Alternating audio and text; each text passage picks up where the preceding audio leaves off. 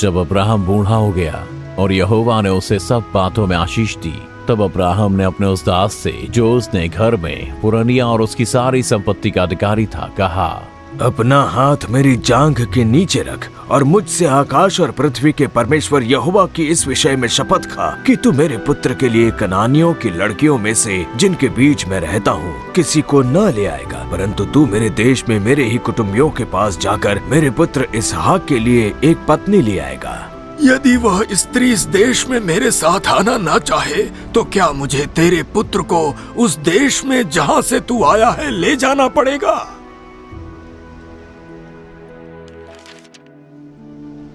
मेरे पुत्र को वहां कभी न ले जाना। स्वर्ग का परमेश्वर यहोवा, जिसने मुझे मेरे पिता के घर से और मेरी जन्मभूमि से ले आकर मुझसे शपथ खाकर कहा कि मैं यह देश तेरे वंश को दूंगा, वही अपना दूत तेरे आगे आगे भेजेगा कि तू मेरे पुत्र के लिए वहां से पत्नी ले आए। और यदि वो स्त्री तेरे साथ आना न चाहे, तब तो तू मेरी इस शपथ से छूट जाएगा, पर मेरे पुत्र को वहां न ले जाना।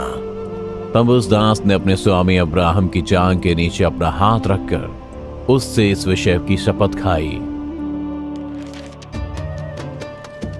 तब वह दास अपने स्वामी के ऊंटों में से 10 ऊंट छांटकर और अपने स्वामी के सब उपहारों में से कुछ कुछ लेकर चला और मेसोपोटामिया में नाहोर के नगर के पास पहुंचा।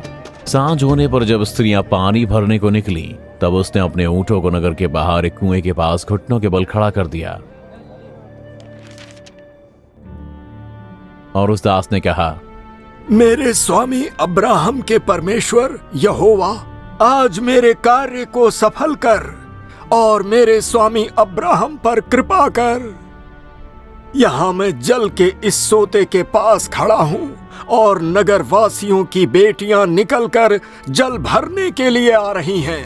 जिस कन्या से मैं कहूँ, अपना घड़ा मेरी ओर झुका कि मैं पीऊं, यदि वह उत्तर देती है, ले पी ले और मैं तेरे ऊंटों को भी पिलाऊंगी, वह वही हो जिसे तूने अपने दास इसहाक के लिए ठहराया है। इस रीति मैं जान लूंगा कि तूने मेरे स्वामी पर कृपा की है। और ऐसा हुआ कि जब वह कह ही रहा था कि रिबका, जो अब्राहम के भाई नाहोर के जन्माए मिल्का के पुत्र बतूएल की बेटी थी, वह कंधे पर खड़ा लिए हुए आई। वह युवती अति सुंदर और कुमारी थी। वह कुएं में सोते के पास उतर गई और अपना घड़ा भरकर फिर ऊपर आई। अब्राहम का दास उससे भेंट करने के लिए दौड़ा और कहा, कृपया अपने घड़े में से थोड़ा पानी मुझे पिला दो। मेरे प्रभु पी ले। और रिबका ने जल्दी से घड़ा उतारकर हाथों में लिए उसको पिला दिया। जब वह उसको पिला चुकी, तब कहा, मैं तेरे ऊँटों के लिए भी तब तक पानी भर कर लाऊंगी जब तक वो पी न चुके। रिबका तुरंत अपने घड़े का जल हौदे में उंडेलकर फिर कुएं पर भरने के लिए दौड़ गई और उसके सब ऊंटों के लिए पानी भर दिया। वह दास उसकी ओर देखता हुआ ये सोचने लगा कि यहोवा ने मेरी यात्रा को सफल किया है या नहीं। जब ऊंट पी चुके, तो उस दास ने एक सोने की अंगूठी और 2 सोने के कंगन लिए और पूछा, तू किसकी बेटी है? और कृपया मुझे यह भी बता, क्या तेरे पिता के घर में हमारे रात बिताने के लिए स्थान है? मैं तो नाहोर से जन्मे मिल्का के पुत्र बतूएल की बेटी हूँ। हमारे यहाँ पुआल और चारा बहुत है और तेरे रात बिताने के लिए स्थान भी है।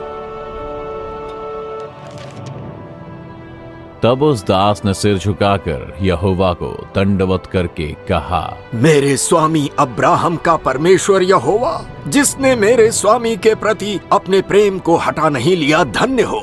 यहोवा ने मुझको ठीक मार्ग पर चलाकर मेरे स्वामी के कुटुंबियों के घर पर पहुंचा दिया है। तब उस युवती ने दौड़कर अपनी माता के घर में ये सारा वृतांत कह सुनाया।